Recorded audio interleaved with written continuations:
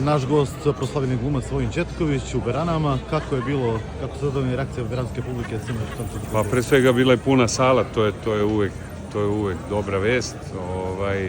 I dobro je, prvi put igram u Beranama, ali bile su dobre reakcije, što govori samo o tome da je publika naviknuta da gleda kvalitetno pozorište.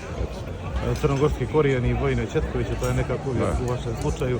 Jeste ponosni na te crnogorske korijene? Jesam, ponosan sam na svoje poreklo, ponosan sam i na svoje djedove i prađedove. Nekako vas poredili su vas sa pokojnim Draganom Nikolićem. On je inače porijeklom iz Berana i počasni građanin je Berana. Kako vama to s ove distance izgleda? Pa to je velika čast. Gaga je bio moj dobar prijatelj, ponašao se, pogotovo kad sam bio mlađi glumac, pre meni kao da sam mu sin, tako da to je bio veliki gubitak za mene kada je otišao, ali opet veliko bogatstvo je sve to što sam ga poznavao i koliko sam radio s njim i koliko mi je dobrog doneo taj čovjek. Radmila Savićević, voljena glumica, zaslužena za vaše početke. Kakvi su uspjesi danas kad govorite o njoj?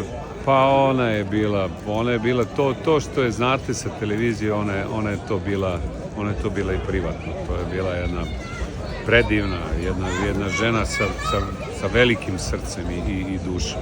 To je prostodušna, otvorena, direktna, topla. Znači, kao što i pamtimo sa TV. Jest.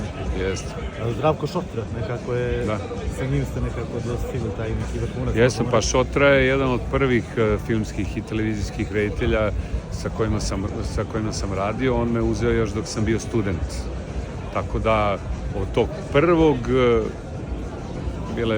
bio te film Simpatija i antipatija. Možda samo jedan film nisam radio s njim, evo, od tada pa do njegove smrti. Nekako Zona Zamfirova, opet Šotra, Slobodan Mićalović, vaša supruga. Jeste. Kakvi su, kad se danas sjetite tih početaka i tu ste upoznali i suprugu? Pa to je prelepo snimanje bilo, naporno, ali prelepo. Mi smo za kratko vreme i snimili film i on je montiran, ali je uspeh tog filma bio neverovatan. Mislim da je i dan danas najgledaniji film ikada kod nas. Mislim da smo imali 1.300.000 gledalaca. Apsolutno, borio je sve rekorde. Jest. Važite vi Sloboda za jedan od najskladnijih parova. Najskladnijih parova. Skladnijih, nisam čuo. Na sceni. Pa me interesuje kako je to biti tako uspješni glumci oboje i da prosto imate zaista zapažene rezultate. Pa dobro, to su neke privatne stvari, ali eto, mislim, prosto to zavisi od toga kakav ste čovjek.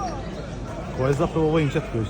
Vidjeli smo vas u dosta uloga od porodičnog blaga. Pa vi sad ko da pričamo o nekoj trećoj ličnosti, ne mogu o sebi da pričam u trećem licu. A gdje je najslučnija uloga? Gdje ste vi nekako? Pa ne znam, nekako se trudim da uloge približim sebi i sebe ulogama, tako da nema tu jasne razlike uloga i ja, nego nekako se preplićemo i naravno treba igrati u tim okolnostima koje su napisane.